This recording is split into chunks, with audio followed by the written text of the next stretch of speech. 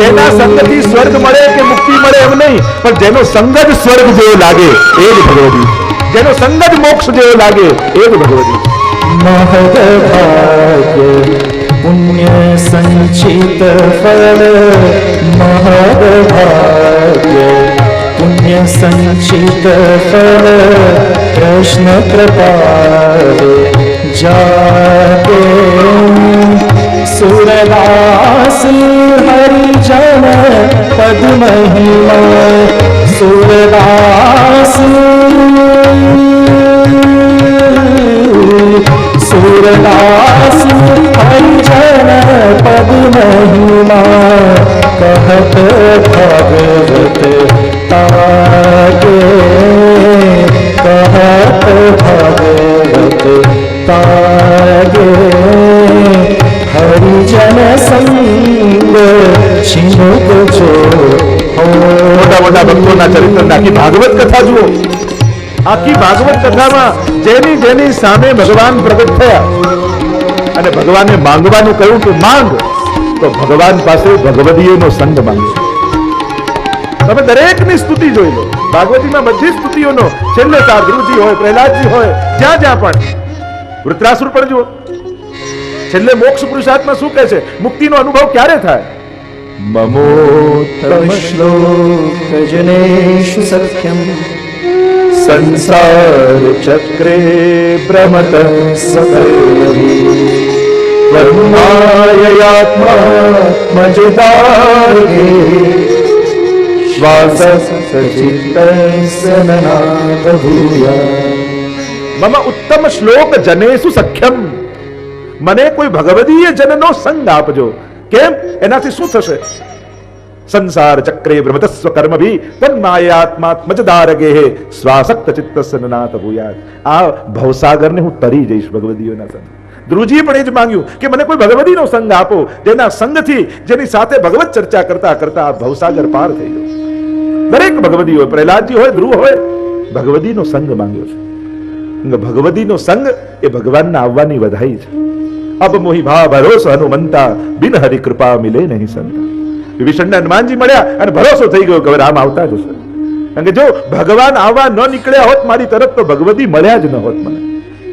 મહાપ્રભુજી આજ્ઞા કરે છે, આ નિવેદન જે ભગવાન આગળ આપણે કર્યું એની ભગવદીઓ જનો સાથે મળી સતત એનું સ્મરણ કરો કે આપણે પ્રભુ આગળ શું બોલ્યા છીએ, પ્રભુને શું વાયદો આપણે કર્યો છે. એનાથી લૌકિક આસક્તિનો નાશ થશે. અને મહાપ્રભુજી આજ્ઞા કરે, સર્વે સ્વરશ્ચ સર્વાત્મા નિજેચ્છાતઃ કરિષ્યતિ. ભગવાન કેવા છે? સર્વેશ્વર છે અને સર્વાત્મા છે. એ દરેકના ઘટઘટની જાણનારા છે, દરેકના મનની જાણનારા છે. નિજેચ્છાતઃ કરિષ્યતિ એ બે અર્થ કર્યા. એક નિજેચ્છાતનો અર્થ કર્યો કે પોતાની ઈચ્છા પ્રમાણે પ્રભુ બધું જ કરશે. ઠાકોરજી જાણે છે, એને ખબર છે કે કોને ક્યારે શું આપવું. જીવ જાણતો નથી એટલે ક સમયે માંગે છે. જો ભગવાન તો ટાઈમ પર જ આપે છે, આપણે જ ઉતાવળમાં હોઈએ છીએ એટલે આપણને મોડું લાગે છે. બાકી એ તો ઓન ટાઈમ જ હોય છે ભગવાન. આપણે જ ઉતાવળમાં હોઈએ એટલે ભગવાન મોડા લાગે. ઘણીવાર ઘણા ઉતાવળા લોકો હોય ને, ઘણી જગ્યાએ જઈએ ને, એટલા ઉતાવળા હોય, ચલો ચલો જલ્દી શોભાયાત્રા કાઢી દો, ચલો ચલો બધું આ કામ પતાવી દો, એને એમ થાય બસ કામ પતી જાય. પણ હજી એનો સમય ક્યારે થાય? લોકોથી એ શોભે.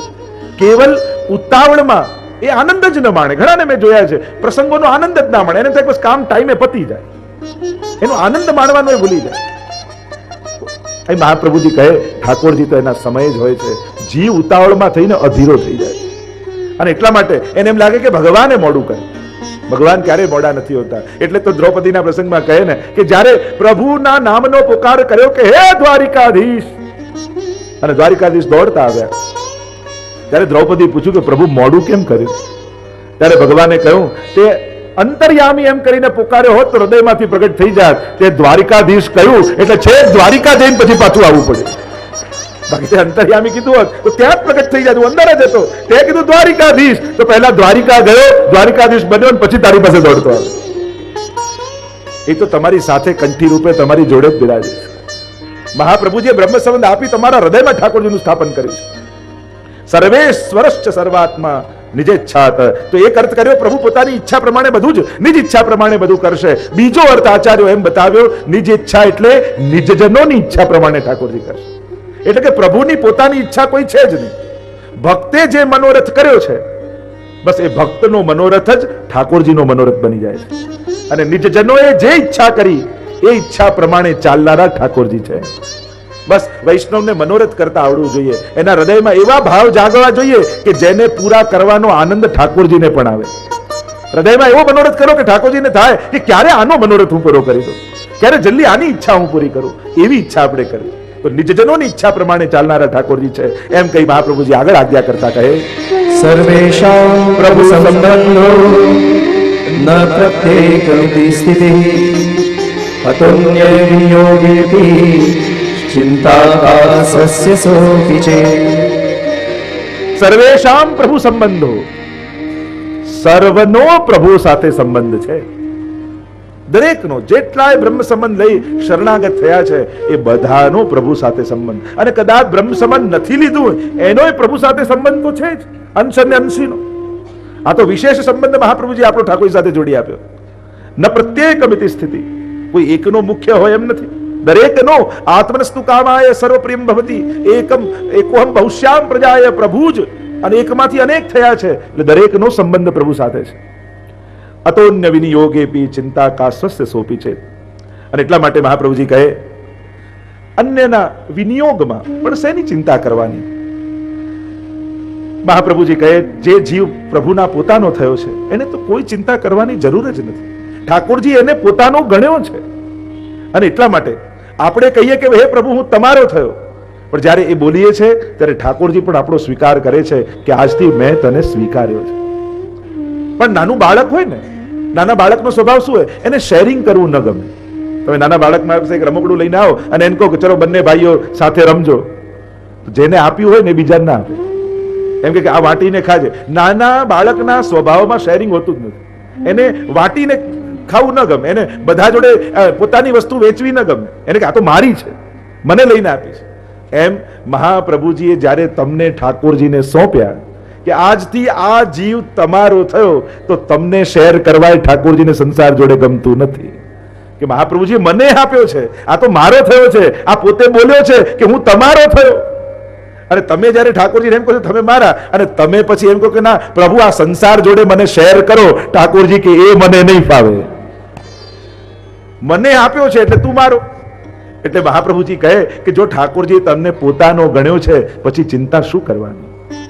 એને પોતાના કરીએ કરો કૃપા હું કરું વિનંતી, પોતાનો કરી જાણો. વલ્લભાખ્યાનમાં આપણે કહ્યું ને કે સૌથી મોટી કૃપા એ છે જ્યારે જીવને ઠાકોરજી પોતાનો કહે.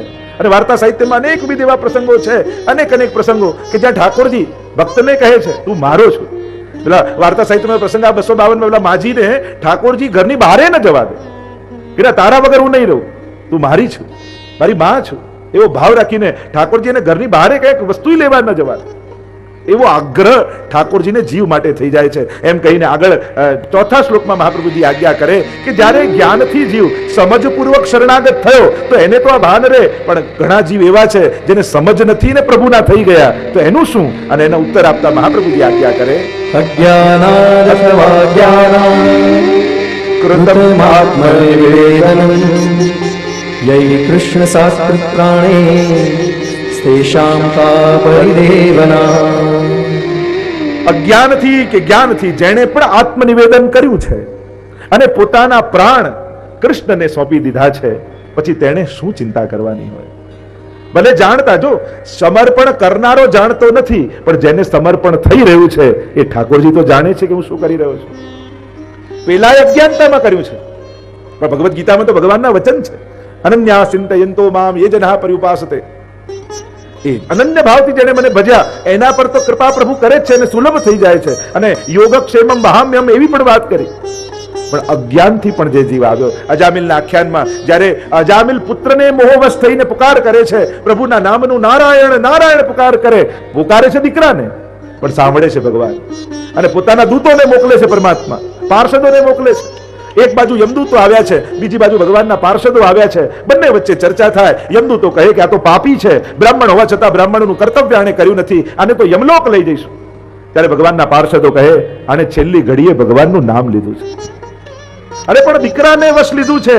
કે ભલે દીકરાને વશ લીધું હોય, અજ્ઞાનાત અથવા જ્ઞાનાત ઉત્તમલા શ્લોક નામ યત સંકીર્તિતમ અલમ પુંસો દહે દેદો યથાનલ.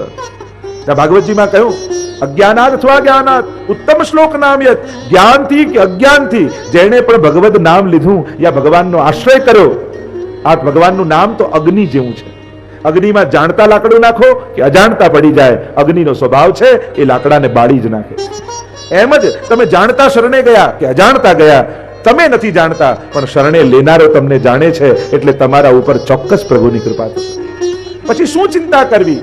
અહીંયા મહાપ્રભુજી કહે કે ભલે અજ્ઞાનથી શરણે ગયા, પણ શરણે ગયા એ મોટો સદગુણ છે. અજ્ઞાનાદ અથવા જ્ઞાનાદ કૃતમાત્મ નિવેદનમ યહી કૃષ્ણ સાકૃત પ્રાણી તેષામ કા પરિદેવના.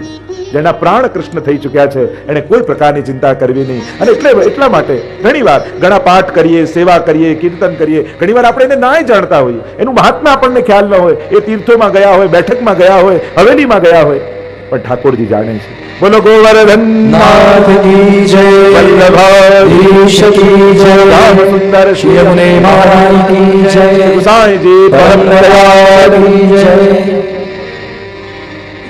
અજ્ઞાનાદ અથવા જ્ઞાનાદ કૃતમાત્મ નિવેદનમ યૈ કૃષ્ણ સાકૃત પ્રાણી તેષાં કા પરિદેવના. અને આગળના 5મા શ્લોકમાં મહાપ્રભુજી આજ્ઞા કરે તથા નિવેદને ચિંતા ત્યાજ્યા શ્રી પુરુષોત્તમે વિનિયોગેપી સાત્યજ્યા સમર્થો હિ હરિસ્વર. તથા નિવેદને ચિંતા ત્યાજા શ્રી પુરુષોત્તમે, અને શ્રી પુરુષોત્તમમાં વિશ્વાસ રાખી જેણે નિવેદન કર્યું છે.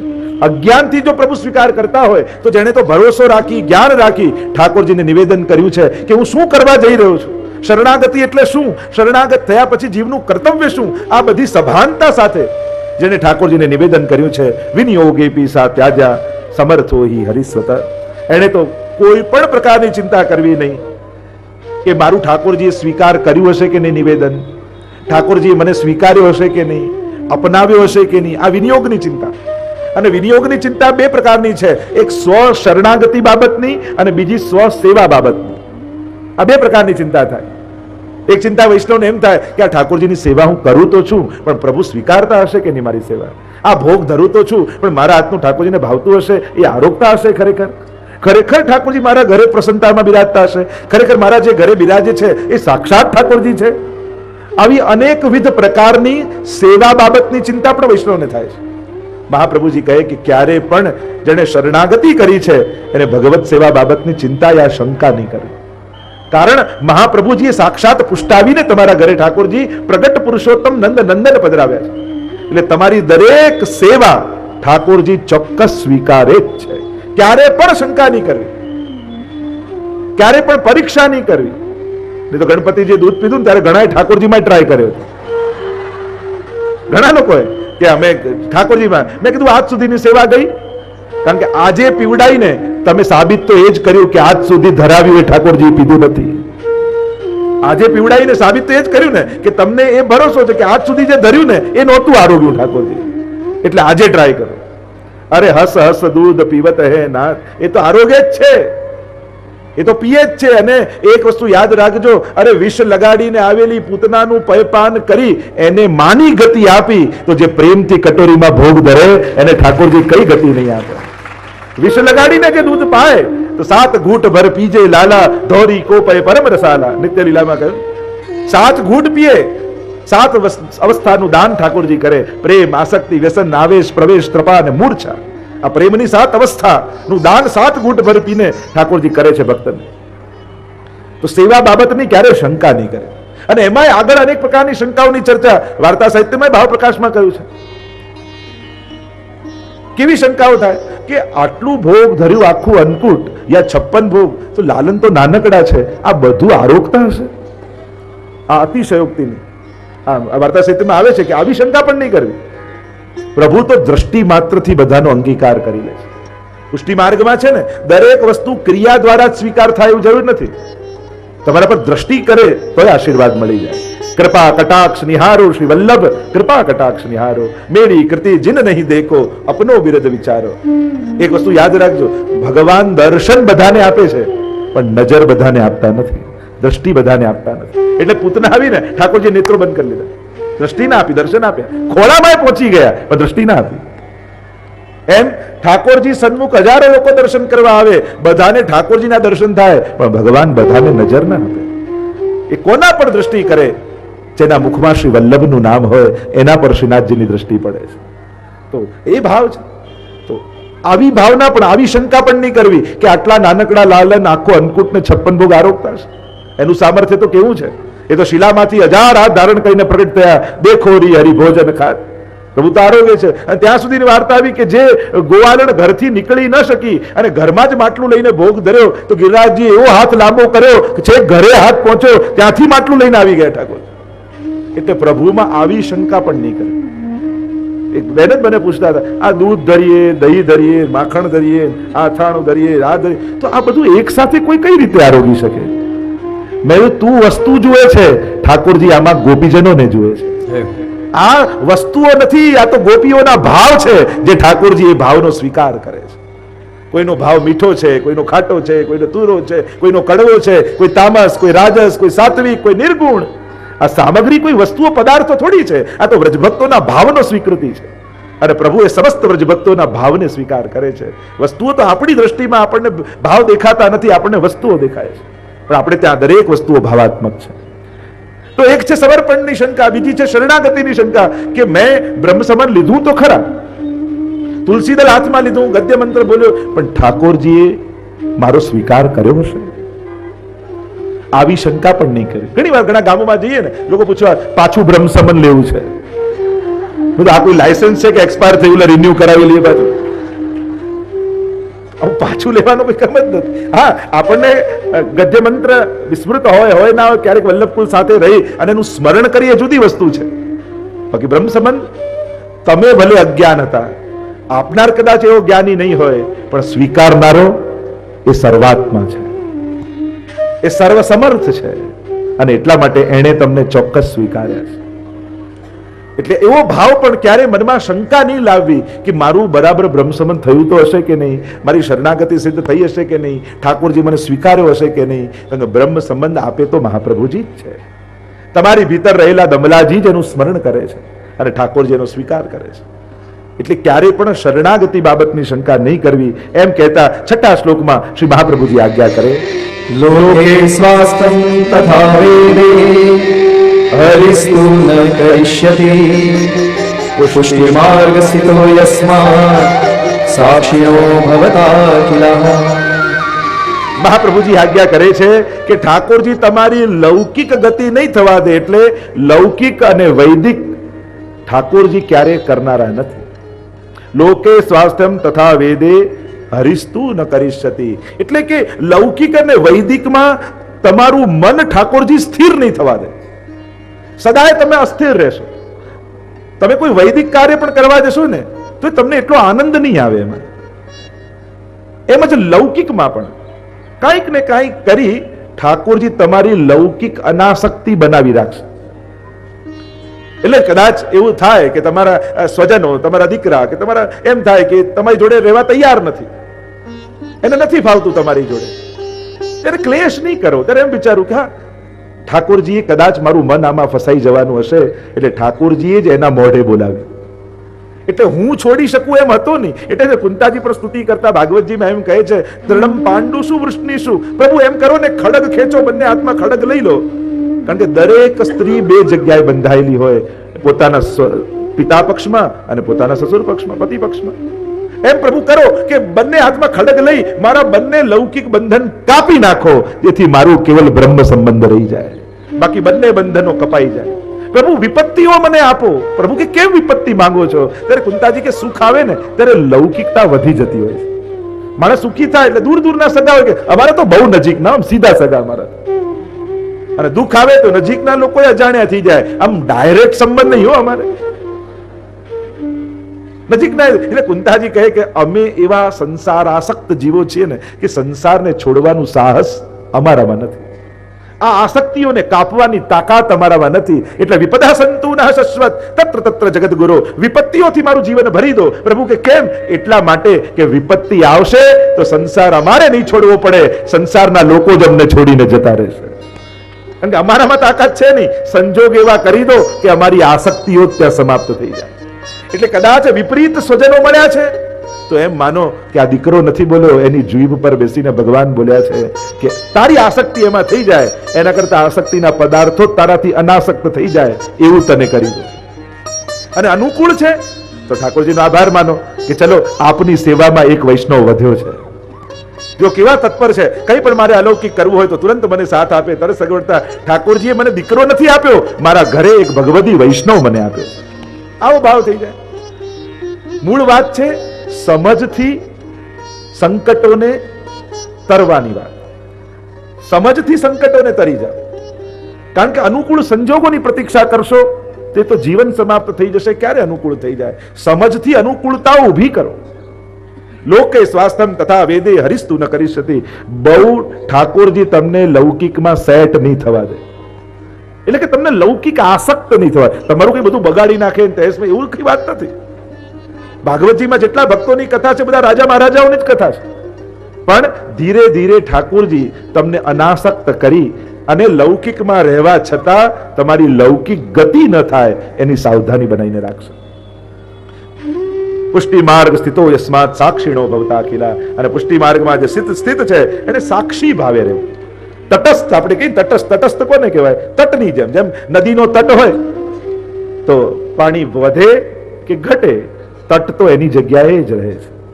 એમ સુખ વધે કે સુખ ઘટે, તટસ્થ થઈને તટ ભાવથી પ્રવાહને જોતા રહેવું કે આ બધું વહી રહ્યું છે, ક્યાંક હું તણાઈ ન જાઉં, મારે મારી જગ્યાએ જ રહેવાનું છે. જલ રોજ હજારો લીટર વહી જાય પણ તટ એની જગ્યાએ જ રહે. બસ તટસ્થ બનીને રહેવું, તટની જેમ રહેવું.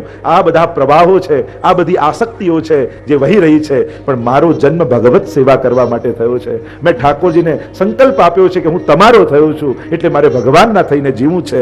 એમ કહી 7મા શ્લોકમાં આગળ મહાપ્રભુજી આજ્ઞા કરે, સેવા કૃતે ગુરુરાજ્ઞા બાધનમ વા હરિચ્છયા અતઃ સેવા પરમ ચિત્તમ વિવિધાય સ્થિયતામ સુખમ. સેવા કૃતેર ગુરુ રાજ્ઞા બાધનમ બાહરિચ્છયા. મહાપ્રભુજી આજ્ઞા કરે કે ગુરુજનની આજ્ઞાથી સેવા કરવી, અથવા એ કરતે એમ કરાય ગુરુની આજ્ઞા જ સેવા માનીને કરવી. એને જે આજ્ઞા કરી એને તેમ કહ્યું તમે માળા કર, તે માળા આપણી સેવા થઈ. તો કે તું બુહારીની સેવા કર, તો બુહારીની સેવા આપણી સેવા થઈ. કોઈ કે તું પાઠ કર, જે આજ્ઞા મળી એને સેવા માનીને કરવી. તો આજ્ઞા પ્રમાણે સેવા કરવી. એક અર્થ એમ થાય સેવા કરતેર ગુરુ આજ્ઞા, એમની આજ્ઞા પ્રમાણે સેવા કરવી. એટલા માટે સેવા કરતી સમયે અતિક્રમણ આજ્ઞાનું નહીં કરવું. તો કે અતિક્રમણ ક્યારે કરાય? કે બાધનમ વાહરિચ્છયા, કે પ્રભુ જો કોઈ વિશેષ આજ્ઞા કરે તો ગુરુની આજ્ઞા છોડી શકાય. ઠાકોરજી એમ કે હવે તું આમ કર, પણ પ્રભુની આજ્ઞા પણ બે પ્રકારની હોય છે એમ હરિરાયજી સમજાવે છે. શિક્ષાપત્રમાં હરિરાયજી સમજાવે છે કે પ્રભુની આજ્ઞા બે પ્રકારની, એક હોય કૃપાર્થ આજ્ઞા અને બીજી હોય પરીક્ષાર્થ આજ્ઞા. તો કે કૃપાર્થ આજ્ઞા કઈ ને પરીક્ષાર્થ આજ્ઞા કઈ? તો કે કૃપાર્થ આજ્ઞા એ છે કે જેમાં ઠાકોરજીએ આજ્ઞા કરી હોય અને પોતાના સુખની, પ્રભુના સુખની આજ્ઞા કરી હોય કે મારા માટે આ સિદ્ધ કર, મારા માટે આ લઈ આવ. જે આજ્ઞામાં પ્રભુનું સુખ હોય એને કૃપાર્થ આજ્ઞા જાણવી કે ઠાકોરજીએ કૃપા કરીને આજ્ઞા કરી. અને જે આજ્ઞામાં વૈષ્ણવના સુખનો વિચાર હોય, આપણા સુખનો વિચાર હોય, ભલે કરી ઠાકોરજી આજ્ઞા હોય, તો એ આજ્ઞાને પરીક્ષાર્થ જાણવી કે અત્યારે ઠાકોરજી મારી પરીક્ષા કરી રહ્યા છે. રામદાસની વાર્તામાં નથી આવતું? મહાપ્રભુજી આજ્ઞા કરી કે તું ઠાકોરજીને પંખો કર. ઠાકોરજી રાજભોગ આરોગતા હોય ત્યારે એમને ગરમી લાગે છે, પણ એક વસ્તુ યાદ રાખજે, તારી આંખો બંધ રાખજે, કેમ કે આ લીલાના દર્શન કરવાનો અધિકાર તારો નથી. હવે મહાપ્રભુજીની આજ્ઞા થઈ, શ્રીનાથજી બાબાને રાજભોગ ધર્યો હોય ત્યારે રામદાસ પંખો કરે પણ આંખ બંધ કરીને રાખે, કારણ કે વલ્લભની આજ્ઞા નથી. ઠાકોરજીએ પરીક્ષા કરી. એવું રામદાસ, જો હું ત્રિલોકનો નાથ પ્રગટ નંદ નંદન અને રાજભોગ આરોગી રહ્યો છું, આવા દર્શન તો ત્રિલોકમાં કોઈને ન થાય, અને હું તને આજ્ઞા કરું છું કે આંખ ખોલ અને મારા દર્શન કર. અને બે હાથ જોડીને રામદાસે કહ્યું કે દર્શન કરવાની આપ આજ્ઞા તો કરો છો, પણ દર્શન કરું એમાં મારું સુખ છે, પણ આપને શું સુખ થાય? અને મારા ગુરુ શ્રી વલ્લભની આજ્ઞા નથી. એમણે આજ્ઞા કરી છે કે તું આંખો બંધ રાખજે, અને જો એમની આજ્ઞાનું ઉલ્લંઘન કરું અને મારા સુખનો વિચાર કરીને જો દર્શન કરું તો પછી મારો વૈષ્ણવ ધર્મ જાય. અને આજ્ઞા ન માની અને ત્યારે ઠાકોરજી ખૂબ પ્રસન્ન થયા. તે પુષ્ટિ માર્ગની ટેક રાખી છે. એમ જ્યાં જ્યાં પણ ઠાકોરજીએ વૈષ્ણવના સુખની આજ્ઞા કરી ત્યારે વૈષ્ણવે નથી માની. અહીંયા મહાપ્રભુજી કહે સેવા કરતેર ગુરુ આજ્ઞા, ગુરુની આજ્ઞા પ્રમાણે સેવા કરવી. મૂળ પ્રમાણે સેવા નથી થતી, આજ્ઞા પ્રમાણે સેવા થાય છે. નહીં તો ઘણાને એમ થાય આજે આમ સકડી ધરવાની ઈચ્છા થઈ એટલે આજે સકડી ધરી, પછી કાલે અનસકડી ધરી, પરમ દિવસે દૂધ ઘર અને પછી 2 દિવસની રજા. તો મનનું તો આવું જ છે. મનને એક દિવસ 56 ભોગ ધરવાની ઈચ્છા થાય, એક દિવસ જાગવા ઠાકોરજીની મંગળા કરાવવાનો કંટાળો આવે. જો ઈચ્છા ઉપર સેવા છોડી દઈએ ને તો પ્રભુને શ્રમ પડી જાય. આજ્ઞા એ પ્રભુના સુખના વિચારને કારણે છે. આ કોઈ વૈષ્ણવનું બંધન નથી, આ પ્રભુના સુખનો વિચાર છે કે આજ્ઞા લઈને અને જે આજ્ઞા હોય એ પ્રમાણે જ ઠાકોરજીને આરોગવું ગમે છે. ક્યારે પણ અતિક્રમણ નહીં કરવું કે આજે આવી ઈચ્છા થઈ, આજે પેલી ઈચ્છા થઈ અને એમ પ્રમાણે પ્રભુ સાથે ખેલ નહીં કરવા. પ્રભુની એક પ્રકાર છે, એ પ્રકાર મહાપ્રભુજીએ જે બતાવ્યો છે એ પ્રકારથી જ સેવા કરવી. તો સેવા કરતે ગુરુ આજ્ઞા બાધનમ હરિચ્છયા અતઃ સેવા પરમ ચિત્તમ વિધાય સ્થિયતામ સુખમ. અને આમ ચિત્ત સેવા પરાયણ રાખી અને સુખથી રહે.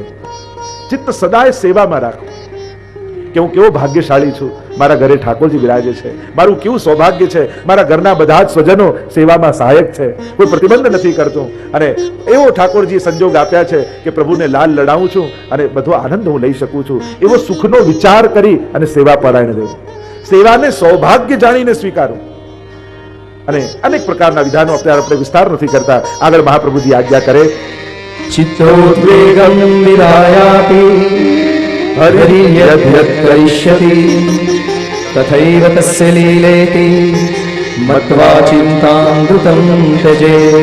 ચિત્તમાં જ્યારે પણ ઉદ્વેગ થાય, અને થવું બહુ સહજ છે, સ્વાભાવિક છે, એમાં કોઈ જુદી કોઈ ખરાબ ઘટના કે કોઈ વિચિત્ર ઘટના નથી. ન થાય એ વિચિત્ર છે. કારણ કે મન સ્થિર કરો, મન સ્થિર આપણે કહીએ તો 2 જણાનું મન સ્થિર હોય, કાં કોઈ મહાન યોગી હોય એનું સ્થિર હોય, અને કાં કોઈ ડિપ્રેશનમાં હોય એનું સ્થિર હોય, એને કોઈ ઈચ્છા ન થાય. કોઈ એવો માનસિક રોગી હોય એને ઈચ્છા ન થાય. બાકી સંકલ્પ વિકલ્પાત્મક મનનો આ સ્વભાવ જ છે. અને લાગણીઓ છે તો ચિંતાઓ થવાની. જે લાગણી શૂન્ય હોય, જો અનાસક્ત થવાય પણ નિષ્ઠુર ન થવાય. બંનેની ઘણીવાર માનસિકતા સરખી લાગે. ભગવાન અનાસક્ત થવાનું કે છે, નિષ્ઠુર થવાનું નથી. જેનું જે થવું હોય થાય, મારે શું લેવા દેવા, હું તો ઠાકોરજીની સેવા કરું છું. આવા નિષ્ઠુર થવાય. અનાસક્ત થવું ને નિષ્ઠુર બનવું બંનેમાં ફરક છે. લાગણી શૂન્ય નથી આપણે બધા. આપણો વૈષ્ણવ તો વધારે લાગણી વાળો હોય, એને તો બીજાનું દર્દ પણ પોતાનું લાગે. સર્વભૂત હિતે રતા, ભક્તોના તો લક્ષણ આવા બતાવ્યા છે. તો એમાંથી મુક્ત કેમ થવું? કારણ કે ઉદ્વેગ રોગ છે, લાગણી એ સદગુણ છે, દયા એ સદગુણ છે. દયા કરવી જોઈએ, પણ હું આનું સારું કરી દઈશ એક અજ્ઞાત અહંકાર છે. તથૈવ તસ્ય લીલેતિ. પ્રભુએ મને પ્રેરણા આપી છે, યથાશક્તિ મદદ કરીશ, પણ આનું ભલું તો ઠાકોરજી જ કરનારા છે. આપણે કોઈને મદદ કરી શકીએ, પણ સુખી તો ભગવાન જ કરી શકે. મદદ કરવાથી આગળ આપણે ન જઈ, આપણે કોઈને સુખી ના બનાવી શકીએ. આપણી મદદથી કોઈને ગેરંટી ના આપી શકીએ કે તું સુખી જ થઈશ. મદદ કરવાની ગેરંટી આપી શકીએ, સુખી થવાની ગેરંટી આપણે ના આપી શકીએ. અને એટલા માટે એનો ઉપાય શું? આપણે બધા લાગણી વાળા લોકો, દરેક જગ્યાએ ક્યાંય પણ વિપત્તિ કોઈને દુઃખી જોઈએ તો આપણને દુઃખ થાય, પણ એમ માનવું તથૈવ તસ્ય લીલેતિ. કારણ કે ઘણીવાર એ જોઈને આપણું સામર્થ્ય ન હોય કે એનું દુઃખ દૂર કરી શકીએ, તોય ઉદ્વેગ થાય. જો ને બિચારો કેવો દુઃખી, કેમ કરીને કરું? જેમાં આપણું સામર્થ્ય નથી યા જેમાં આપણું સામર્થ્ય છે તો સામર્થ્ય પ્રમાણે કરું, પણ પછી માનવું શું? તથૈવ તસ્ય લીલેતિ. આ બધી જ ભગવાનની લીલા છે. હું આની મદદ કરવાને સમર્થ હતો એટલે ભગવાને મારી સામે આ કર્યું, મારા ઓળખીતા સાથે કર્યું, એટલે પ્રભુએ મને પુણ્ય કરવાનો અવસર આપ્યો. આ પ્રભુની લીલા છે. કારણ કે કઠપુતલી ઝઘડતા, પ્રેમ કરતા, બાજતા, ભેગા બેસતા, દૂર જતા બધી દેખાય, અને એ જોઈ જોઈને આપણને અનેક પ્રકારની ભાવનાઓ જાગે. ક્યારેક વીર રસ આવે, ક્યારેક શાંત રસ, ક્યારેક શૃંગાર રસ, અનેક રસો જ દેખાય. પણ જો કઠપુતલી ચલાવનારનો હાથ દેખાતો હોય ને તો પછી એમાં રસ ના દેખાય. તમે મૂવી જોવા જાઓ તો તમને બધો રસ આવે, પણ શૂટિંગ એકવાર એનું જોઈ લો ને પછી મજા જ જતી રહે. એકવાર એનું પિક્ચરનું શૂટિંગ તમે જોઈ લો છો, ત્યાં કે આ કઈ રીતે ટેક લે છે, કઈ રીતે એક્ટિંગ કરે, કઈ રીતે પાછળ ઉભા છે, કઈ રીતે આ ચલાવે, એમાં ઇન્ટરેસ્ટ ના, પછી રસ ના જાગે. એમ જ આ બધું જે રમત ચાલી રહી છે, આ પ્રભુની લીલા ચાલી રહી છે, એ લીલાત્મક ભગવાનને જેણે જોઈ લીધો છે, અને એના સામર્થ્યનું જેને જ્ઞાન થઈ ગયું છે તો એક ગોટી આગળ એક ગોટી પાછળ આ બધા ભગવાનના ખેલ છે. જંત્ર ચલાવે જંત્રી તેમ ડગલું ભરે, એની ઈચ્છાથી બધું ચાલી રહ્યું છે. આ જ્યારે સમજ, કારણ કે આ કહેવાનું નથી, આ સમજ છે, આ સૂઝ છે. જીવનમાં ઘણી વસ્તુ ગોખવાની હોય અને ઘણી વસ્તુ સમજવાની હોય, ઘણી વસ્તુ યાદ રાખવાની હોય. યાદ રાખવાની સહેલું હોય, ગોખી લઈએ, પણ ઘણી વસ્તુ સૂઝ રૂપે આવે. એમ કે આ બધું જ બ્રહ્મ છે, એ બોલવાની વાત જ નથી, એ તો સૂઝ છે. અને સત્સંગ કરતા કરતા એ સૂઝ પ્રગટે. જેમાં સંગીતના 7 સ્વર હોય, સા રે ગ મ પ ધ ની સા, તમે ગોખી લો એટલે તમને સરગમ આવડી ગઈ ના. સા એ સૂઝ છે, રે એ સૂઝ છે, ગ એ સૂઝ. જ્યારે સૂઝ આવે કે સા કયો, રે કયો, ગ કયો, ખાલી રે બોલવાથી રે ના આવી જાય. એ જ્યાં ગવાતું હોય ત્યાં સ્વર, તો આ સૂઝ પેદા થઈ સંગીતની. તો આ ગોખવાનો વિષય નથી, આ સૂઝનો વિષય છે. એમ જ તથૈવ તસ્ય લીલેતિ, આ સૂઝ પેદા થાય ભક્તની અંદર. સેવા કરતા કરતા પ્રભુના સામર્થ્યનું જ્યારે જ્ઞાન થાય ત્યારે સમજમાં આવે કે આ તો બધું પ્રભુ લીલા કરી રહ્યા છે, ક્રીડા કરી રહ્યા છે. અને એટલા માટે તથૈવ તસ્ય લીલેતિ મત્વા ચિંતામ ધૃતમ તજે.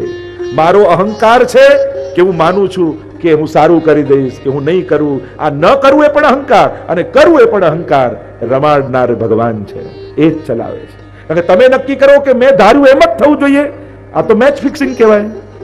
રમતમાં જતા પહેલા તમે પરિણામ નક્કી કરી લો કે આ જ રિઝલ્ટ આવવાનું છે, તો આપણે ખિલાડી નહીં, આપણે તો મેચ ફિક્સર કહેવાય. કે નક્કી કરીને રમવા ગયા જો કે આ જીતવાના ના હારવાના, પછી રમત ક્યાં રહે? પછી તો રમત બગાડી કહેવાય, એ તો અપરાધ કર્યો કહેવાય. એમ જ રમત નક્કી કરીને, પરિણામ નક્કી કરીને રમવા ન જવાય, આપણે તો રમવાનો આનંદ લેવાનો. પરિણામ નક્કી હોય રમવાનો આનંદ જતો રહે. ભગવાન કર્મણ્યેવા અધિકારસ્તે મા ફલેષુ, કારણ કે ફળ નક્કી કરી દઈશ પછી કર્મનો આનંદ તું ગુમાવી દઈશ. અને તું નક્કી કરીશ તો કદાચ તારા સામર્થ્યથી ઓછું નક્કી કરી દે, કદાચ તું મોટો કૂદકો મારવાય સમર્થ હોય.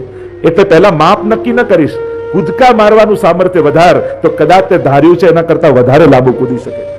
એટલે મા ફલેષુ કદાચ ફળ નક્કી ન કર તો તથૈવ તસ્ય લીલેતિ મત્વા ચિંતામ ધૃતમ તજે. આ ભગવાનની લીલા છે એમ માનીને છોડ. અને છેલ્લા શ્લોકમાં મહાપ્રભુજી આજ્ઞા કરે, તસ્માत् સર્વાત્મના નિત્યમ શ્રી કૃષ્ણ શરણમ મમ વદદ્ભિરેવ સતતમ સ્થેયમિત્યેવ મે મતિઃ. અને મહાપ્રભુજી એટલે આજ્ઞા કરે તસ્માત સર્વાત્મના નિત્યમ. અને એટલા માટે સર્વાત્મ ભાવથી શ્રી કૃષ્ણ શરણમ મમ, એ અષ્ટાક્ષર મંત્રનું સદાય સ્મરણ કરતા રહેવું, એવો મારો અભિપ્રાય છે. મહાપ્રભુજી કહે કે બીજું કોઈ સાધન તમે ન કરી શકો તો આ અષ્ટાક્ષર મંત્ર એવો છે જેનો અખંડ જાપ વૈષ્ણવે કરતા રહે. આ આપણો મહામંત્ર છે. બીજા કોઈ સાધન થાય ન થાય તો ચાલતા ફરતા ગાડીમાં બેસતા જ્યાં પણ તમે હો, જ્યાં પણ તમને સમય મળે, અને અષ્ટાક્ષર માટે તો કોઈ બંધને નથી. ગમે તે અવસ્થામાં, જો અનુકૂળ અવસ્થા ન હોય તો ઉચ્ચારણ ન કરવું, મનમાં સ્મરણ કરવું. અનુકૂળ અવસ્થા હોય તો ઉચ્ચારણ કરવું. પણ અષ્ટાક્ષર એ મહામંત્ર છે. મહાપ્રભુજી જયારે ચૈતન્ય મહાપ્રભુને મળ્યા ને ત્યારે ચર્ચા થઈ ને કે ગાયના શિંગડા પર રાઈનો દાણો રહે એટલી વાર પણ ભગવદ નામ છૂટે ને તો આસુરાવેશ પ્રવેશ કરી જાય. એટલા માટે તસ્માત સર્વાત્મના નિત્યમ, નિત્ય જાપ કરો, અખંડ જાપ કરો. અને વાર્તા સાહિત્યમાં અનેક પ્રમાણ ચાચાજી આદિને તો અષ્ટાક્ષર મહામંત્ર કેવા સિદ્ધ હતા, જલ ઉપર ચાલતા. અષ્ટાક્ષર મહામંત્ર જપીને હાથમાં જલ લઈને મરેલાઓને જીવંત કરેલા છે. અને ગુસાઈજીએ તો આખી ટીકા એના ઉપર લખી છે કે આ એક એક અક્ષરથી કયા કયા ફળ મળે. શ્રી સૌભાગ્યમ સંપ્રાપ્તિ ધનવાન રાજવલ્લભમ કુરુશોષયેત પાપમ, અષ્ટાક્ષર મહામંત્ર કયો છે. અને એટલા માટે આ મહામંત્રનો બધાએ જાપ કરો. શ્રી કેવલ બોલો ને તો સૌભાગ્યની પ્રાપ્તિ થઈ જાય, ધનવાન થઈ જાઓ તમે, રાજ્યના સન્માનો તમને મળે, એમ ગુસાઈજી કહે છે. કેવલ અષ્ટાક્ષરો શ્રી બોલવા માત્ર. આપણે સૌભાગ્ય માટે બધે ફાફા મારીએ છીએ, પણ સૌભાગ્ય વૈષ્ણવનું ક્યાં છે તો કે ઠાકોરજીના ચરણારવિંદમાં. ત્યાં જ શ્રીનો નિવાસ છે. કૃશોષેત પાપમ, પાપથી મુક્ત થવા લોકો દૂર દૂર તીર્થોમાં સ્નાન કરવા જાય, પણ એક અષ્ટાક્ષરનો જાપ કરો ને તો તમારા સમસ્ત પાપોમાંથી તમે મુક્ત થઈ જાઓ. એવું મહાત્મ્ય અષ્ટાક્ષરનું કહ્યું છે. શ્રી કૃષ્ણ કૃષ્ણ બોલવાથી ત્રિવિધ તાપ દૂર થાય. આદિ ભૌતિક, આધ્યાત્મિક, આદિ દૈવિક ત્રિવિધ તાપ ઠાકોરજી હરી લે. શ્રી કૃષ્ણ શરણમ મમ, શ બોલવાથી જન્મરણનો દુઃખ દૂર થાય, ર બોલવાથી જ્ઞાનની પ્રાપ્તિ થાય, રણમ ણ બોલવાથી કૃષ્ણના સદા દ્રઢ ભક્તિ સિદ્ધ કૃષ્ણના ચરણારવિંદમાં થાય. મ પહેલા મ માં કહ્યું કે કૃષ્ણ ભક્તિનો ઉપદેશ આપનાર ગુરુમાં પ્રીતિ થાય, અને છેલ્લા મ માં કહ્યું કે સાયુજ્યની પ્રાપ્તિ થાય. આમ અષ્ટાક્ષર મંત્રના જાપથી, એટલે જ અમારા ભગવદીઓ ગાન કરતા કહે શ્રી કૃષ્ણ શરણમ મમ સદા રટન કરતા રહું એમ ગાન કરતા ભગવતીઓ કહે કૃષ્ણ શ્રી કૃષ્ણ શરણમ મમ ઉચ્ચરે કૃષ્ણ શ્રી કૃષ્ણ શરણમ મમ ઉચ્ચરે રણતિનિત્ય પ્રતિ સદા પદચિન ધરી રણતિનિત્ય પ્રતિ સદા પદચિન ધરી કરતવિધ્વંસજન અખિલ પરહરે કૃષ્ણ શ્રી કૃષ્ણ શરણમ મમ ઉચ્ચરે કૃષ્ણ શ્રી કૃષ્ણ શરણમ મમ ઉચ્ચરે. દાસ મેઘન અષ્ટાક્ષરનો જપ કરતા કરતા ગિરિરાજજીમાં પ્રવેશ કર્યો અને ગોલોક ધામ નિકુંજના દર્શન એમને થયા. આ સર્વ અભિષ્ટ ફલ પ્રદાતા મંત્ર છે અને એટલા માટે દરેક વૈષ્ણવ બ્રહ્મ સંબંધી વૈષ્ણવનો નિયમ હોવો જોઈએ. રોજ એક અષ્ટાક્ષરની માળા અવશ્ય કરવી જોઈએ. કદાચ માળા ન કરો તો જાપ કરો, સ્મરણ કરો, ચાલતા ફરતા બેસતા ઉઠતા અષ્ટાક્ષર મંત્રનું આરાધન વૈષ્ણવે અચૂક કરે. હરિરૂપ પ્રજભૂપ ભાવે સદા હરિરૂપ પ્રજભૂપ ભાવે સદા અગભવ સિંધુ વિના સાધન તરે રહત નિશ દિવસ આનંદ में भरो रहत निश दिवस आनंद में भरो पुष्टि लीला सकल सार उड़ में धरे कृष्ण श्री कृष्ण शरणम मम उच्चरे. મહાપ્રભુજી આજ્ઞા કરે તસ્માત સર્વાત્મના નિત્યમ શ્રી કૃષ્ણ શરણમ મમ વદતભિરેવ સતતમ તે નિત્યે મે મતિ. સદાય સર્વાત્મ ભાવથી ઠાકોરજીના આ મહામંત્રનો જાપ કરવો એમ કહી અને હવે આપણે નવરત્ન ગ્રંથને વિરામ આપીએ. બોલો ગોવર્ધન વલ્લભાધીશ શ્યામ સુંદર શ્રી અમને મહારાણી કી જય. આગળનો ગ્રંથ એ અંતઃકરણ પ્રબોધ. મેં પહેલા જ કહ્યું એમ આ ત્રણેય ગ્રંથોમાં ચિંતા, સિદ્ધાંત રહસ્યમાં ચિંતા, નવરત્નમાં ચિંતા અને અંતઃકરણ પ્રબોધમાં ચિંતા. પણ આ ચિંતાઓ અલૌકિક અને દિવ્ય છે. સિદ્ધાંત રહસ્યમાં જીવ માટે મહાપ્રભુજી ચિંતા કરે છે. અંતઃકરણ પ્રબોધમાં પ્રભુની આજ્ઞાનું પાલન ન કરવાની ચિંતા છે. અરે ભગવદ આજ્ઞા મને થઈ. અંતઃકરણ પ્રબોધ બીજા કોઈ અન્ય માટે મહાપ્રભુજીએ નથી રચ્યો. સ્વયંને પ્રબોધ કર્યો છે, સ્વયંના અંતઃકરણને પ્રબોધ કર્યો છે. એટલે કે એક વાક્યમાં કહું તો જાત સાથેની વાત છે. જાત સાથેની વાત, પોતાની સાથેનો સંવાદ. અને વ્યક્તિ જ્યારે પોતાની જાડે બોલતો હોય ને ત્યારે બહુ જ ઈમાનદાર હોય. અહીંયા એક બહુ જ અલૌકિક, આપણે તો સાધારણ લૌકિકની વ્યક્તિની વાત કરીએ જુદી વાત, અને આ તો એ જ શ્રી વલ્લભ એટલે કે સાક્ષાત પ્રભુના જ વદના અવતાર જે આચાર્ય સ્વરૂપે ભૂતલ પર પધાર્યા. એટલે એમ પણ કહી શકાય કે પ્રભુની સ્વામીનીજી સાથેની વાત, ભક્તની ભગવાન સાથેની વાત, અનેક પરિપ્રેક્ષમાં આ સંવાદને જોઈ શકીએ છીએ. આપણે પોતાના અંતઃકરણને ઉદ્બોધી અને જે વાત થઈ રહી છે કે પ્રભુએ જે આજ્ઞા કરી છે અને એ બે વાર આજ્ઞા થઈ ગઈ. મહાપ્રભુજી ભૂતલ પર જ્યારે દૈવી જીવોના ઉદ્ધાર માટે પધાર્યા છે અને જે ઉદ્દેશ્ય પ્રાગટ્યના કહ્યા છે, ભાગવતજીના અર્થોને પ્રગટ કરવા, દૈવી જીવોને શરણાગત કરવા, સેવા માર્ગ પ્રગટ કરવા આદિ આદિ બે વાર આજ્ઞા થઈ. અને અંતઃકરણ પ્રબોધ ગ્રંથમાં એનો ઉલ્લેખ પણ મહાપ્રભુજીએ કર્યો છે. એટલે 16 ગ્રંથમાં રચનાના ક્રમ પ્રમાણે જોવા જાઓ તો આ મહાપ્રભુજીનો 16 ગ્રંથમાંનો અંતિમ ગ્રંથ છે. અને ત્યારબાદ જ્યારે શિક્ષા શ્લોકી જે છેલ્લો ગ્રંથ ગંગાજીના ઘાટ ઉપર મહાપ્રભુજીએ રચ્યો તો એ ક્રમ પ્રમાણે, કાલના ક્રમ પ્રમાણે અંતિમ ગ્રંથ કહેવાય. પણ અહીંયા તો ભાવનો ક્રમ છે, અર્થના ક્રમો કર્યા છે અને એટલા માટે અંતઃકરણ પ્રબોધ નામના ગ્રંથને આગળ લઈ લીધો છે. બે વાર આજ્ઞા થઈ. ત્યાં ગંગા સાગર સંગમે મહાપ્રભુજી પધાર્યા છે. ત્યાં આજ્ઞા થઈ કે હવે હે શ્રી વલ્લભ, આપનો વિરહ હવે સહન થતો નથી, હવે આપ પધારો. ફરી મધુવનમાં એટલે કે મથુરામાં મહાપ્રભુજી પધાર્યા છે અને ત્યાં ઠાકોરજીએ ફરી આજ્ઞા કરી કે શ્રી વલ્લભ, આપનો વિરહ હવે મારાથી સહન થતો નથી, આપ પધારો. કારણ કે શ્રીજી અને વલ્લભ આ એક પુષ્ટિ માર્ગ એવો છે, એવો વિલક્ષણ માર્ગ છે કે જ્યાં ગુરુ અને પ્રભુ બંનેનું પ્રાગટ્ય એક જ દિવસે થયું છે. કારણ કે જ્યારે મહાપ્રભુજી ચંપારણમાં પ્રગટ થયા એ જ ક્ષણે શ્રીનાથજીના મુખારવિંદનું પ્રાગટ્ય ગિરિરાજજી ઉપર થયું. એમ બંનેનું મુખનું પ્રાગટ્ય, કારણ કે આ મુખારવિંદનું સ્વરૂપ શ્રી મહાપ્રભુજી શ્રી કૃષ્ણાસ્ય, અને એ જ સમયે ગિરિરાજજી પર શ્રીનાથજીના મુખારવિંદનું પ્રાગટ્ય થયું. એ અર્થમાં પ્રાગટ્ય શ્રીનાથજી. આમ બીજી આજ્ઞા મથુરામાં થઈને હવે મહાપ્રભુજીને તાપ થવા લાગ્યો કે 2 વાર આજ્ઞા થઈને મારે હજી ભાગવતજીના અર્થો, એટલે પહેલી આજ્ઞા થઈ તૃતીય સ્કંદ સુધી સુબોધનીજી ભાગવતજીના રચ્યા, એટલે પછી તુરંત છોડી અને સીધા મહાપ્રભુજી દસમ સ્કંદના સુબોધનીજીનો લખવાનો પ્રારંભ કરી દીધો. હજી અનેક દૈવી જીવોને શરણે લેવાના છે, પણ બીજી આજ્ઞા મધુવનમાં થઈ અને હવે મહાપ્રભુજીને ખેદ થયો કે ઠાકોરજીએ 2 આજ્ઞા કરી અને છતાંય એ બંને આજ્ઞાઓ મેં પાળી નહીં. તો શું મને ભગવદ આજ્ઞા ઉલ્લંઘનનો દ્રોહ લાગશે? શું હું ઠાકોરજીનો અમાનત થઈ જઈશ? શું આ સેવક ધર્મનો અપરાધ તો ન કર્યો મેં ક્યાંક? ભગવદ આજ્ઞા ન પાળવી?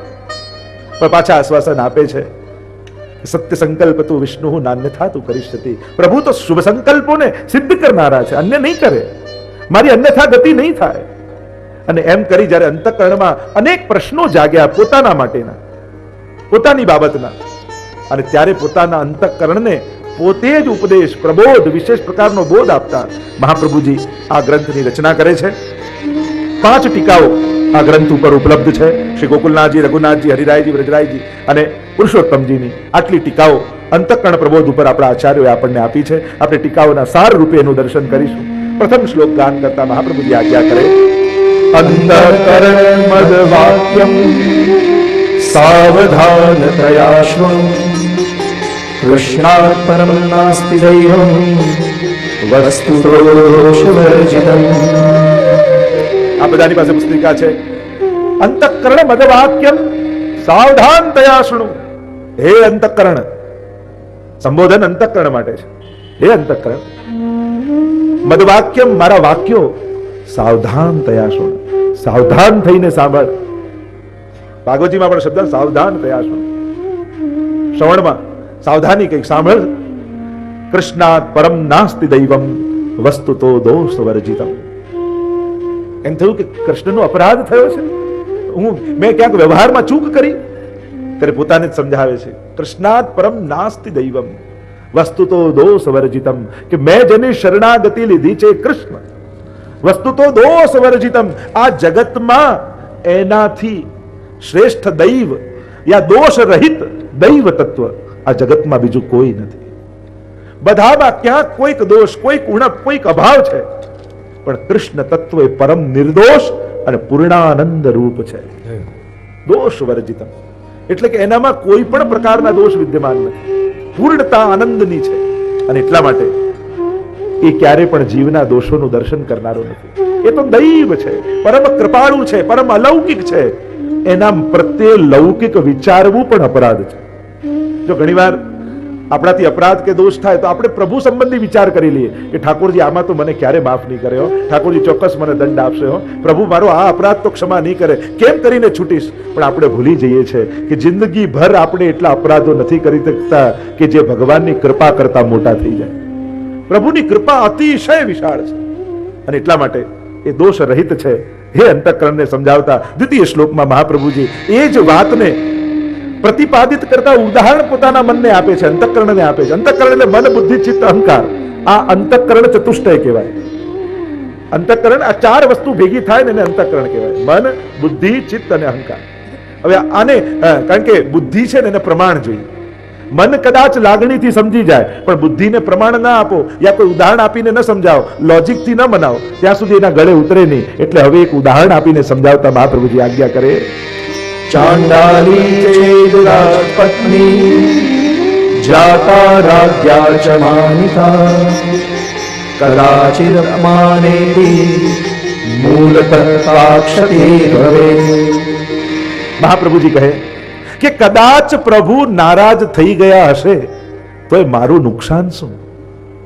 અને ઉદાહરણ આપીને સમજાવતા કે ચાંડાલી ચેદ રાજપત્ની, કે જેમ રાજા એકવાર ઘોડા પર સવાર થઈને ફરવા નીકળ્યો અને એક ચાંડાલી કુળની સ્ત્રી એને દેખાઈ અને ચાંડાલી સ્ત્રી એને ગમી ગઈ અને એને લઈ આવ્યો રાજમહેલમાં, પરણીને એને રાણી બનાવી દીધી. રાણી બનાવી, થોડા દિવસ થયા ને કંઈક એનાથી અપરાધ થયો ને રાજા એને દંડ આપી અપમાનિત કરી અને અપમાનિત કરીને અમાનિતી કરી દીધી. તોય મહાપ્રભુજી કહે એ ચાંડાલી સ્ત્રીનું ગયું શું? હતી સાવ ચાંડાલી પણ હવે રાણી તો કહેવાય. ભલે અમાનિતી થઈ પણ રાણી તો કહેવાય. એમ હજારો દોષોના કાદવમાં ખરડાયેલો આ જીવ બ્રહ્મ સમાન લઈને ઠાકોરજીનો થયો. ભલે ઠાકોરજીને પ્રસન્ન નથી કરી શકતા, યા વૈષ્ણવતાના ગુણ નથી પામી શક્યા, પણ લોકો તમને વૈષ્ણવ કહીને બોલાવે છે. એમાં તમારું નુકસાન શું થયું? આનાથી મોટું બીજું સન્માન શું હોય? લોકો આપણને વૈષ્ણવ કે બહુ મોટું સન્માન છે.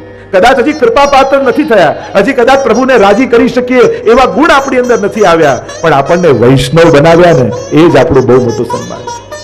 અને એટલા માટે આમાં કોઈ નુકસાન નથી થયું, એનું સન્માન જ થયું છે. ચાંડાલી હતી, લોકો એને રાણી કહીને આદર આપવા લાગ્યા, તો એમાં તો એનો લાભ જ છે. ભલે ને અમાનિતી થઈ, કદાચ અત્યારે પ્રભુને આપણે માનીતા નથી, અમાનીતા છીએ, છતાંય વૈષ્ણવ બન્યા છીએ, એનાથી મોટું સન્માન શું?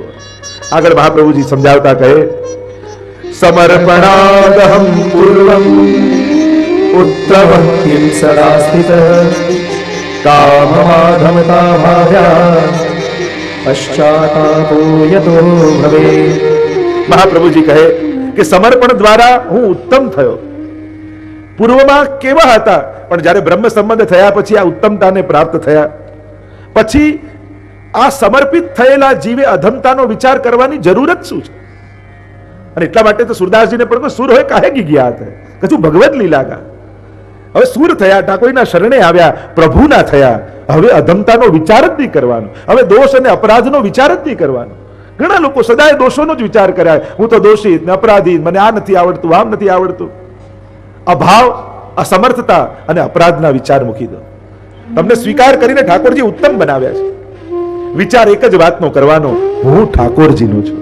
બસ પોતાના સમર્પણનો વિચાર કરો. પોતાની અનાવડત, પોતાની અધમતા, પોતાના દુર્વિચાર, એના વિચાર જ નહીં કરવા. એ તો બધા સ્વભાવગત દોષો છે, જન્મની સાથે પેદા થાય ને મૃત્યુની સાથે સમાપ્ત થાય. સમર્પણ થયા પછી કેવલ સમર્પણનું સ્મરણ કરવાનું, હું ભગવાનનો છું, જેવો છું ઠાકોરજી તારો છું, જેવો ભલે બુરે સહુ તેરે, શ્રી વલ્લભ ભલે બુરે સહુ તેરે. જેવા છીએ પણ અમારામાં એક જ લક્ષણ છે, તારા છે. બસ તો પછી આવા ઉત્તમ સ્થિતિ થયા પછી અધમતાનો વિચાર શા માટે કરો? શા માટે પશ્ચાતાપ મારે કરવો જોઈએ? પોતાના મનને વિચાર, શા માટે બળે છે, શા માટે પશ્ચાતાપ કરે છે? પ્રભુએ સ્વીકારેલો છે, કોઈ અધમતાનો વિચાર નહીં કરવો. આગળ ચોથા શ્લોકમાં મહાપ્રભુજી કહે, સત્ય સંકલ્પતો વિષ્ણુ નાન્યથા તુ કરિષ્યતિ આજ્ઞૈવ કાર્યા સતતમ સ્વામી રોહન્યથા ભવે. બે વાર આજ્ઞા થઈ એટલે મહાપ્રભુજીએ કહ્યું આ ત્રીજી વાર આજ્ઞા થઈ, હવે મારે આજ્ઞાનું પાલન કરવું છે. કારણ કે આમાં જરૂર મારું કંઈક ભલું હશે, એટલે જ ઠાકોરજી આજ્ઞા કરી રહ્યા છે. એટલે કહું સત્ય સંકલ્પ તો વિષ્ણુ નાન્યથા તુ કરિષ્યતિ. પ્રભુ સત્ય સંકલ્પ વાળા છે, સારું કરનારા છે, અન્યથા ક્યારેય નહીં કરે. એક વસ્તુ યાદ રાખજો, ઠાકોરજી ક્યારે પણ આપણા અહિતનો વિચાર કરતા નથી. એટલે જીવનમાં ક્યારે પણ કંઈક અહિત જેવું લાગે કે યા ન ગમતું થાય યા વિપરીત થાય તો એ મારા કર્મો હશે એવું વિચારવું, પણ ભગવાને આવું કર્યું આવો વિચાર ક્યારેય નહીં કરે. કારણ સત્ય સંકલ્પ તો વિષ્ણુ, પ્રભુ સત્ય સંકલ્પ કરનારા છે, અન્યથા ક્યારેય કર. ભગવાન ક્યારે પણ તમારું અહિત વિચારતો નથી, એ હંમેશા યાદ રાખ. જે થયું એમાં ક્યાંક ને ક્યાંક કોઈકનું હિત હશે. મારું હિત, કારણ કે માણસને સુખ સમજાય, હિત ક્યાં સમજમાં આવે છે, કલ્યાણ ક્યાં સમજમાં આવે છે? એટલે ભગવાન પ્રભુને હંમેશા એ જ વિનંતી કરવી કે પ્રભુ તારી કરેલી લીલા હું સમજી શકું એવી કૃપા કરજે. આ તું જે જગતમાં સંસારમાં અમારી સાથે રમી રહ્યો છે, અને રમતમાં તો સાપ સીડીમાં કેવું હોય, 99 માં આવીને સાપ ખાઈ જાય અને ક્યારે ન ધાર્યું હોય ત્યારે સીડી મળી જાય. બસ સંસાર આવું જ ચાલે રમતની જેમ. હવે ક્યારે કયા પાસા પડે કોણ જાણે. એટલે રમતમાં પ્રભુને એમ કહું કે હું એવી રીતે રમું કે મારી જોડે રમતા તને આનંદ આવે એવી કૃપા કરજે. એવો રમતમાં હું નિષ્ઠાથી રમું કે જ્યારે તું મારી સાથે રમતો હોય ત્યારે તને કંટાળો નહીં પણ આનંદ થવો જોઈએ કે આની જોડે રમવામાં મજા આવે. એવી તારી રમતને હું ઉત્તમ બનાવીને તને આપું, એવો ખિલાડી મને કરજે, એવો રોચક ખિલાડી થાવ.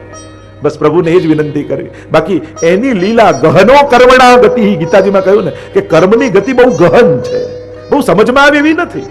આપણને જો ચાર્ટ મળી જાય ને તો આપણને દુઃખે ઓછું થાય કે જો આ દુઃખ તો એની પાછળ આ આપણે કર્મ કરેલું, આ સુખ તો એની પાછળ આ કરેલું. એવું કોઈ ચાર્ટ ભગવાન જન્મની સાથે આપતા હોય ને તો આપણને ગણિત બેસે કે બરાબર, પણ આપણને તો મેં તો કાંઈ ખોટું કર્યું નથી તોય મારી જોડે આમ કેમ થાય. આ પ્રશ્નોના જવાબ નથી મળતા ને, આપણે દુઃખને કારણે દુઃખી નથી, આ જવાબ નહીં મળવાને કારણે દુઃખી છે. બાકી જો સામે કોઈ સંતુલન કરનારું હોય, જવાબ આપનારું, તો પછી બેસી જાય, તો પછી એટલું દુઃખે ના ખરાબ કર્યું તો ખરાબ ભોગવવું પડે ને, આપણને બરાબર લાગે. પણ દુઃખ દેખાય ને એનું કારણ ન મળે પછી તો દુઃખ મોટા જ લાગે ને. આપણે કોઈએ કર્યું ને હું કેમ દુઃખી થાઉં? કર્મ એ ભાગ્ય લખવાની કલમ છે. કર્મની કલમે આપણે જ આપણું ભાગ્ય લખીએ છીએ.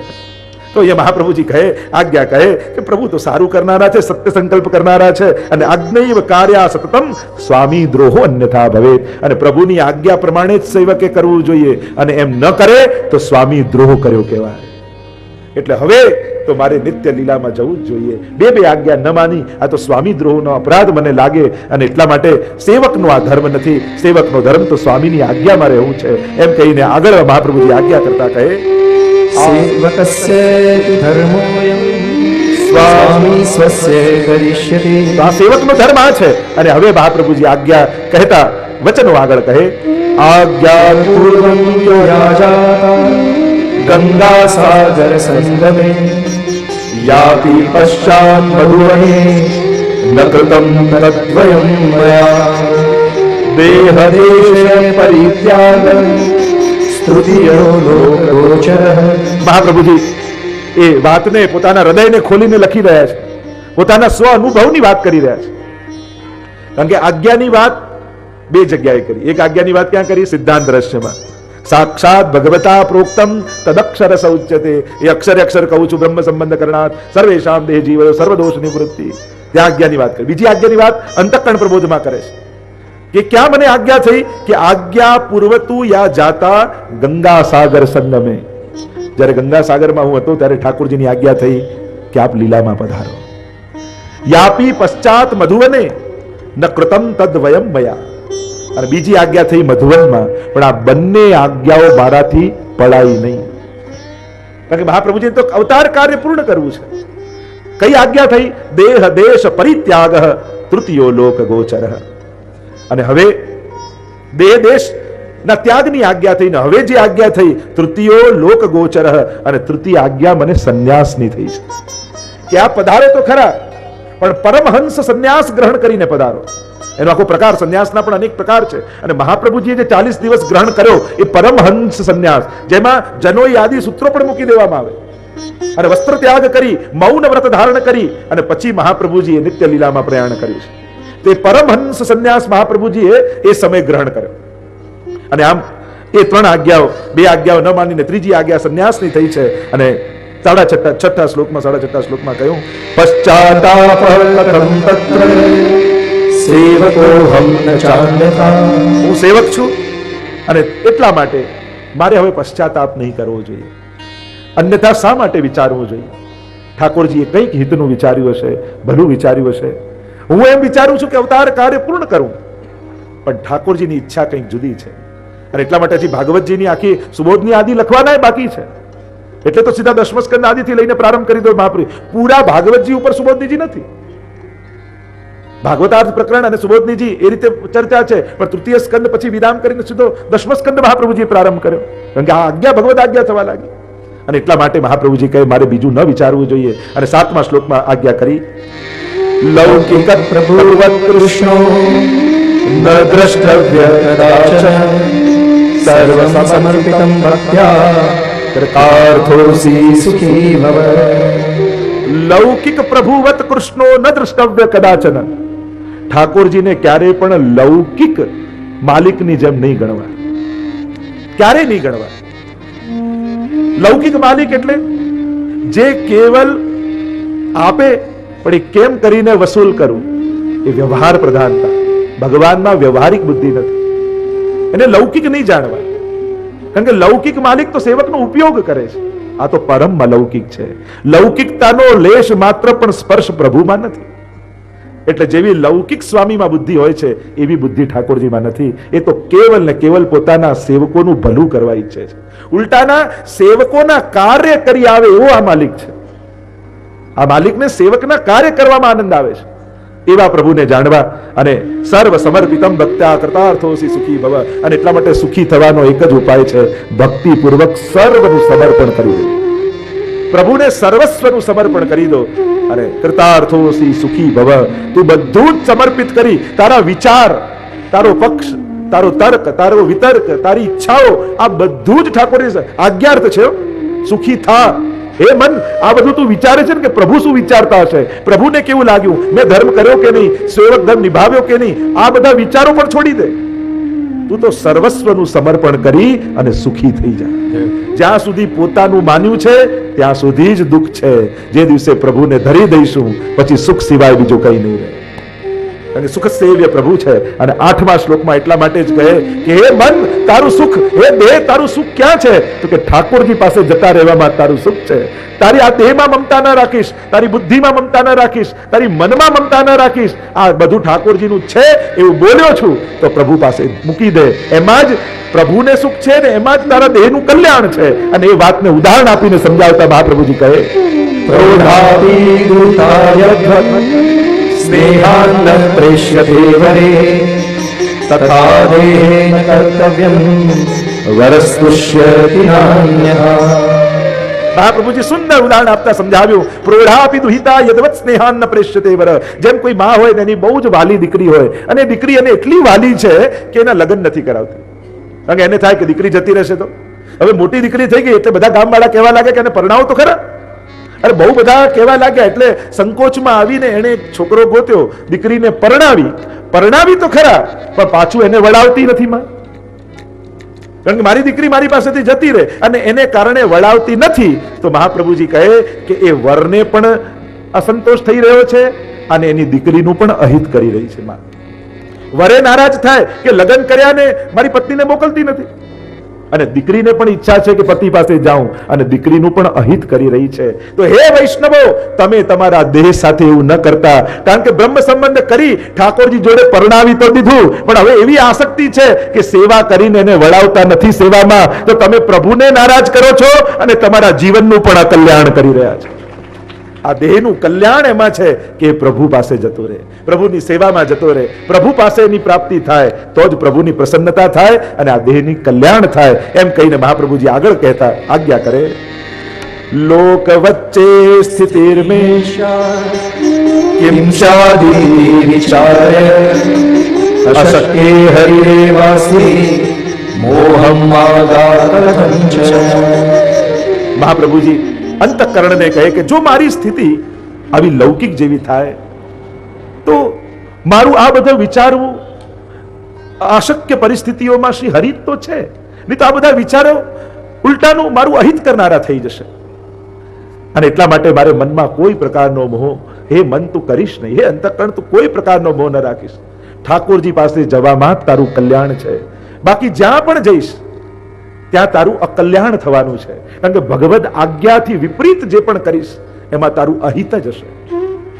મેં ગિરધર કે ઘરે જાઉં, મીરાબાઈ પણ કહે, मैं गिरिधर के घर जाऊं, मैं गिरिधर के घर जाऊं, गिरिधर मारो साचो प्रीतम, गिरिधर मारो साचो प्रीतम, देखत रूप लुभाऊं, मैं गिरिधर के घर जाऊं. મારું ગંતવ્ય, મારું અંતિમ સ્થાન તો પ્રભુના ચરણારવિંદ છે. મારે તો ત્યાં જઈને પ્રાપ્ત થવું છે. રીજે રાગ છતે સામીએ સુહાગણીનું સુખ રે, સ્વપ્ને ન દેખે રે. તાવો પ્રેમ રસ પ્રાણ જીવન રે દીન થઈ આચું રે. અરે પરણ્યા છે, પ્રભુને નાથ બનાવ્યા છે, પ્રભુને સ્વામી કહ્યા છે, તો પછી સૌભાગ્ય સ્ત્રીની જેમ આનંદમાં રહે ને. કેમ વિધવા થઈને ફરે છે? છતે સ્વામીએ સોહાગણીનું શું કરે? સ્વપ્ને ન દેખે રે, અમે રાજના ખાસા ખવાસ રે, અને મુક્તિ મન ના આવે રે. અમે તો રાજના ખાસા ખવાસ. जो बहलावे सोई पहरू, जो दे सोई खाए, मारी उमेरी प्रीत पुरानी, मारी उमेरी प्रीत पुरानी, उन बिनु पल न रहा, मैं गिरधर एक जाऊं, मैं ગ્રંથને વિરામ આપતા શ્રી મહાપ્રભુજી 10મા શ્લોકમાં 10.5મા શ્લોકમાં આજ્ઞા કરે. ઇતિ શ્રી કૃષ્ણ कृष्णदासस्य वल्लभस्य हितं वचः चित्तं प्रियदाकर्ण्य भक्तो निश्चिन्ततां भजे. ઇતિ શ્રી કૃષ્ણદાસસ્ય વલ્લભસ્ય હિતમ વચઃ. આ શ્રી કૃષ્ણના દાસ શ્રી વલ્લભના હિત વચનો છે, જે મહાપ્રભુજી અંતઃકરણને પ્રબોધીને જાણે આપણા બધાને, કારણ કે વલ્લભના હૃદયમાં વૈષ્ણવ બિરાજમાન છે. માનો એમના અંતઃકરણમાં વૈષ્ણવ પણ છે, તો કદાચ આપને પણ ઉપદેશ કરી રહ્યા છે. એ વચન હિતકારી કહું છું, અને તત્પરતા રાખીને જે ભક્ત એને સાંભળશે, ભક્તો નિશ્ચિત તામ બ્રજેત છે અંતઃકરણ સાથે વાત. પણ મહાપ્રભુજી ભક્તોને કહે કે જો આને ગાન કરશો, આનો પાઠ કરશો, તો નિશ્ચિંતતાને પ્રાપ્ત થશો. એટલે નિશ્ચિંત મનમાં જ્યારે ઉદ્વેગ આવે સ્વ પ્રત્યે, ત્યારે નવરત્ન તો કરીએ છીએ, પણ અંતઃકરણ પ્રબોધનો પાઠ કરવો જોઈએ.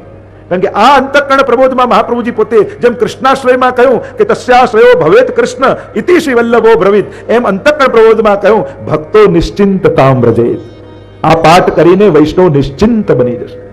તો આવો દિવ્ય ગ્રંથ અંતઃકરણ પ્રબોધ, જેમાં મહાપ્રભુજી, આપણે તો સંક્ષિપ્તમાં જોયું, કારણ કે આપણે હવે દિવસ 2 રહ્યા અને 16 ગ્રંથો પૂર્ણ કરવા છે, પણ જે કંઈ પણ દ્રષ્ટિ આપણને મળી અને આમાંથી અમુક વાક્યો પણ આપણને સ્પર્શી જાય તો આપણા માટે તો કલ્યાણકારી છે. તો એવા વચનો શ્રી મહાપ્રભુજીના પોતાના અંતઃકરણ સાથેના સંવાદ શ્રી અંતઃકરણ પ્રબોધમાં મહાપ્રભુજીએ વિરામ આપે છે. ઇતિ શ્રીમદ વલ્લભાચાર્ય વિરચિતમ અંતઃકરણ પ્રબોધ ગ્રંથ સંપૂર્ણમ. બોલો ગોવર્ધન નાથ કી જય, વલ્લભાધીશ કી જય, શ્યામ સુંદર શ્રી महारानी की जय.